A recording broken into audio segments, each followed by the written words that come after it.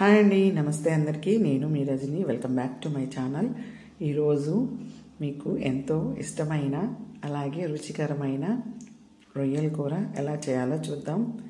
ఎటువంటి మసాలాలు యాడ్ చేయకుండా తక్కువగా వేసుకొని చాలా రుచిగా టేస్టీగా వండుకుందాం.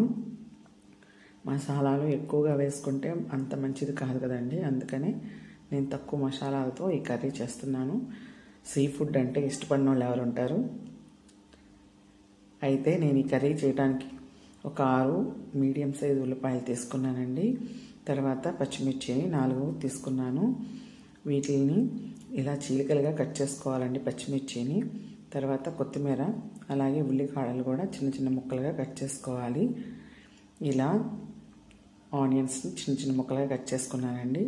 స్టవ్ వెలిగించుకుని పాన్ పెట్టుకుని పాన్లో కర్రీకి సరిపడా ఆయిల్ వేసుకోవాలండి. తర్వాత ఆయిల్ కొంచెం వేడెక్కిన తర్వాత మనం కట్ చేసి పక్కన పెట్టుకున్న ఉల్లిపాయ ముక్కల్ని వేసుకుని వేయించుకోవాలి. వీటిని లో టు మీడియం ఫ్లేమ్లో అడ్జస్ట్ చేసుకుంటూ ఫ్రై చేసుకుంటే కర్రీ మనకి పర్ఫెక్ట్గా చాలా టేస్ట్గా వస్తుందండి. ఇలా మధ్య మధ్యలో కలుపుకుంటూ ఉండాలి. ఆనియన్స్ గోల్డెన్ బ్రౌన్ కలర్లో వస్తే మనకి కర్రీ చాలా బాగా వస్తుందండి.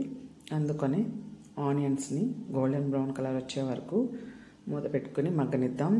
తర్వాత ప్రాన్స్ని కొంచెం పసుపు ఉప్పు వేసి శుభ్రంగా వాష్ చేసుకోవాలండి. ఇలా వాష్ చేసి పక్కన పెట్టుకున్నాను.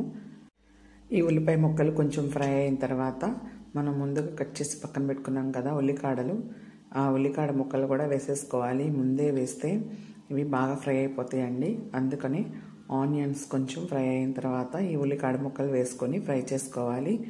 ఇవి కూడా కొంచెం ఫ్రై అయిన తర్వాత ఈ కర్రీ గుజ్జుగా రావాలని చింతపండు వేస్తున్నానండి. చింతపండు పెద్ద నిమ్మకాయ అంత సైజు చింతపండు తీసుకొని ఒక 5 నిమిషాల పాటు నానబెట్టుకోవాలి. ఆనియన్స్ ఫ్రై అయినాయని చూద్దామండి. ఆల్మోస్ట్ ఫ్రై అయిపోయినాయి. ఇక మనం ముందుగా క్లీన్ చేసి పక్కన పెట్టుకున్నాం కదా, ఆ ప్రాన్స్ కూడా వేసేసుకోవాలి. ప్రాన్స్ కూడా వేసుకొని మొత్తం అంతా కలిసేలా కలుపుకుంటూ ఉండాలి. ప్రాన్స్తో మనం చాలా ఐటమ్స్ చేస్తాం కదా, అందులో ఇగురు కూర కన్నా ఇలా పులుసు పోసి వండే కూర చాలా బాగుంటుందండి. మస్ట్ అండ్ స్టుడ్ తప్పకుండా ట్రై చేయండి. చాలా బాగుంటుంది కర్రీ మాత్రం. అలాగే కొంచెం ఉప్పు కూడా యాడ్ చేసుకుందాం. 1 స్పూన్ ఉప్పు వేసుకుంటున్నాను నేను. ఈ ఉప్పు వేయంగానే ప్రాన్స్లోంచి వాటర్ అంతా ఎక్కువగా స్ప్రెడ్ అవుతుందన్నమాట. తర్వాత 1 స్పూను పసుపు యాడ్ చేసుకోవాలి. మొత్తం అంతా కలిసేలా కలుపుకోవాలి.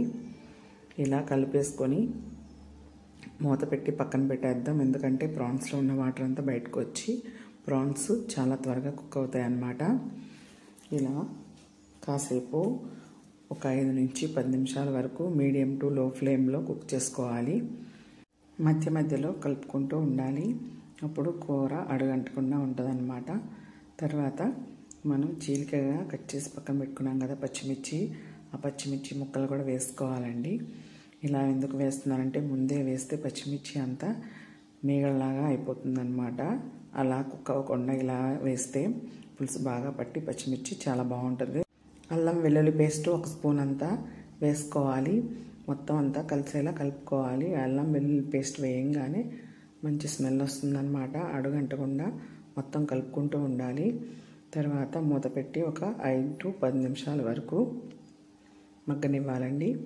ఇలా కుక్ అయిన తర్వాత ఒకసారి మొత్తం అంతా కలుపుకొని 1 స్పూనున్నర అంతా కారం యాడ్ చేసుకోవాలి. కారం మనం తినే స్పైసీని బట్టి యాడ్ చేసుకోండి. ఇలా మొత్తం అంతా కలుపుకోవాలి. కారం పచ్చివాసన పోయే వరకు ఉడకనివ్వాలండి. మీరు కనుక ఈ వీడియోని మొదటిసారిగా చూసినట్లయితే తప్పకుండా సబ్స్క్రైబ్ చేసుకోండి. అలాగే ఈ వీడియో మీకు నచ్చినట్లయితే మీ ఫ్రెండ్స్కి ఫ్యామిలీ మెంబర్స్ కూడా షేర్ చేయండి. మరిన్ని రెసిపీస్ కోసం NRBM జెమ్స్ని తప్పకుండా ఫాలో అవ్వండి. ముందుగా మనం నానబెట్టి పక్కన పెట్టుకున్నాం కదా చింతపండు గుజ్జు తీసుకొని ఒక 250 ml వరకు వాటర్ యాడ్ చేసుకొని పులుసు వేసుకోవాలండి. ఈ చింతపండు గుజ్జులో 5 నుంచి 10 నిమిషాల వరకు ఉడకనివ్వాలి. తర్వాత గరం మసాలా ఒక 1/2 స్పూను యాడ్ చేసుకోవాలి. కొత్తిమీర కూడా ముందుగా కట్ చేసి పక్కన పెట్టుకున్నానండి, అది కూడా యాడ్ చేసుకొని ఇక కర్రీ మనకి రెడీ అయిపోయినట్లే అనమాట. ఇక సర్వ్ చేసేసుకోవడమే. Thanks for watching. Just subscribe చేసుకుందరు.